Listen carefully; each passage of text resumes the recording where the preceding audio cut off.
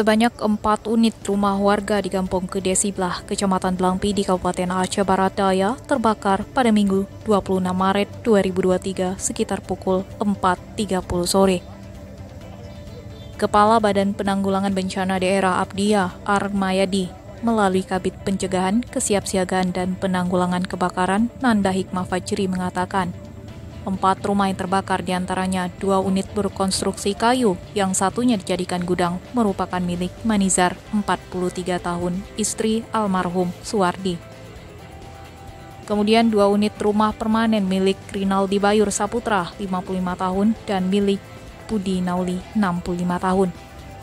Nanda mengaku setelah menerima informasi kebakaran dari masyarakat, pihaknya langsung mengerahkan 5 unit damkar ke lokasi kejadian.